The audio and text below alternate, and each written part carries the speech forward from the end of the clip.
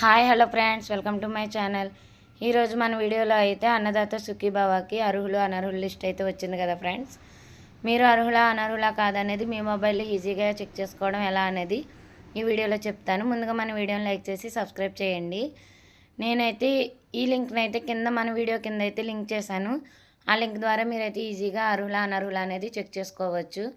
ముందుగా అన్నదాత సుఖీభావ చెక్ చేసేటప్పుడు సొంత భూమి రైతులు ఆధార్ తోటే చెక్ చేయాలి. ఎవరి పేరునైతే భూమి ఉందో వాళ్ళ ఆధార్తో చెక్ చేయవలసి ఉంటుంది.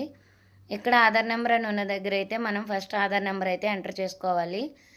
ఆధార్ నెంబర్ ఎంటర్ చేసిన తర్వాత క్యాప్చా ఎంటర్ చేయవలసి ఉంటుంది.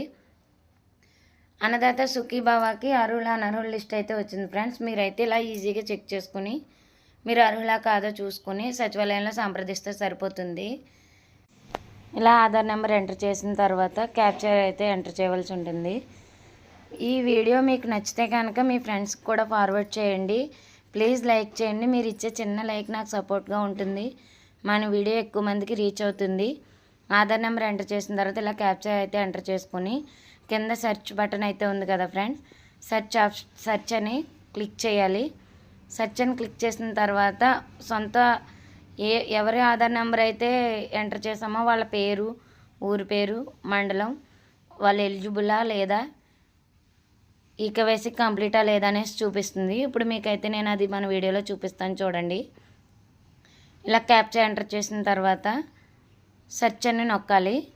సెర్చ్ బటన్ మీద క్లిక్ చేస్తే రైతు యొక్క వివరాలు అయితే పూర్తిగా మనకు చూపిస్తుంది. నేను ఇది బయట వాళ్ళ ఆధార్ నెంబర్తో చేయడం వల్ల హైడ్ చేశాను, ఏమో అనుకోవద్దు.